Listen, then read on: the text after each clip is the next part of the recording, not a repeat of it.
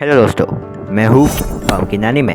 और क्या आपने कभी सोचा है कि आपके पसंदीदा कार्टून के घर असल में कितने बड़े हो सकते हैं?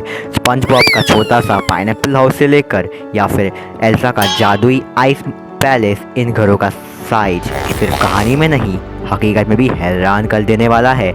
इस वीडियो में हम करेंगे इस काल्पनिक घरों की तुलना और जानेंगे किसका घर सबसे छोटा है और किसका है सबसे आलीशान और सबसे बड़ा। चलो वीडियो स्टार्ट करते हैं। इंडिया का सबसे देखने वाला कार्टून डोरेमोन। डोरेमोन और नोबिता का घर दिखने में भले ही छोटा लगे, लेकिन उसमें एक पूरा टाइम ट्रैवलिंग रोबोट, गैजेट से भरी अलमारी और नोबिता की आलसी दुनिया बड़ी आसानी से समा जाती है। असलियत में ये घर लगभग 90 से 100 फीट तक रहेगा, ये यानी एक मीडियम साइज जापानी घर, मगर इसमें बसी बचपन की सबसे बड़ी दुनिया। यही घर हमारे बचपन की यादों को दिखलाता है और हमने कभी न कभी यहाँ रहने का सोचा ही होगा। डोरेमोन का घर 2 हिस्सों में बटा हुआ है, जहाँ ऊपर की मंजिल पर नोबिता का कमरा है, जहाँ ज़्यादातर कारनामे शुरू होते हैं। नीचे लिविंग रूम, किचन और टॉयलेट सब कुछ की व्यवस्था है।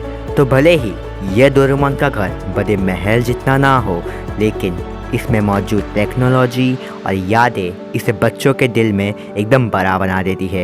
यही खास बात है अपने डोरेमोन के बारे में। बात करते हैं उस कार्टून कैरेक्टर के बारे में जिसने बचपन में हम सबको पानी में रहने के लिए उत्साह कर दिया था। जी भाई लोग, मैं बात कर रहा हूँ अपने सबसे प्यारे स्पंज बॉब स्क्वायर पैंट्स की। स्पंज बॉब का घर बाहर से जितना अजीब है, अंदर से उतना ही कमाल है। इसका साइज़ करीब 60 मीटर है, यानी एक छोटा सा फ्लैट, लेकिन मस्ती का पूरा महासागर है।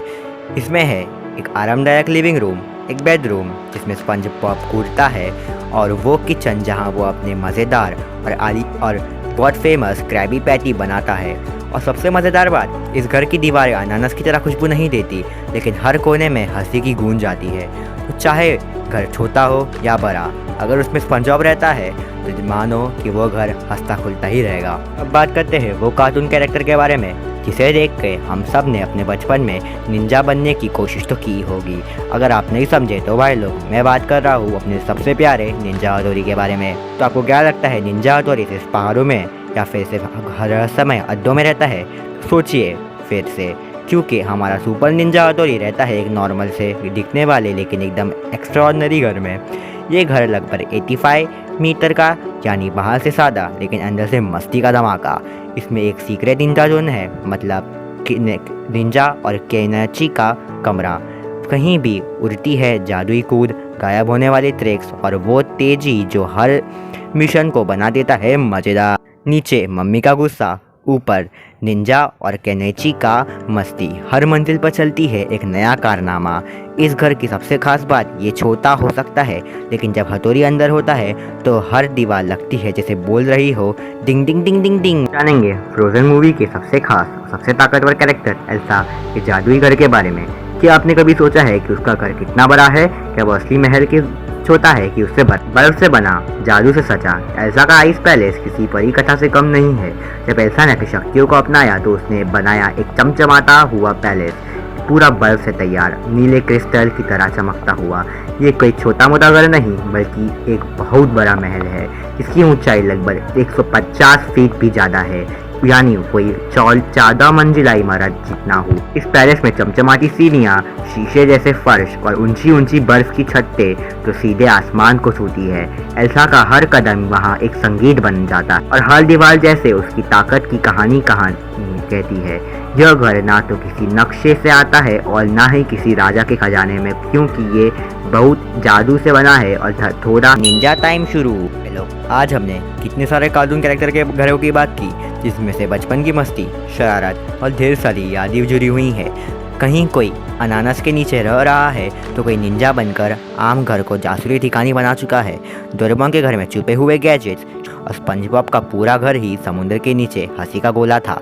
लेकिन जब बात आई सबसे बड़े घर की, तो एक ही नाम चमक था, एल्सा का आइस पैलेस।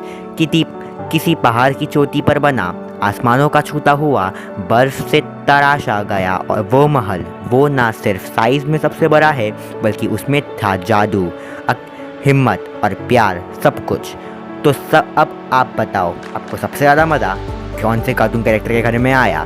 नीचे कमेंट में ज़रूर लिखना। और हाँ, अगर आप चाहते हैं कि अगली बार हम बात करें टोनी स्टार्क के मेंशन या बेन 10 के बारे में, तो आप मेरे को नीचे बटन दबाओ और मेरे को कमेंट में बोलो।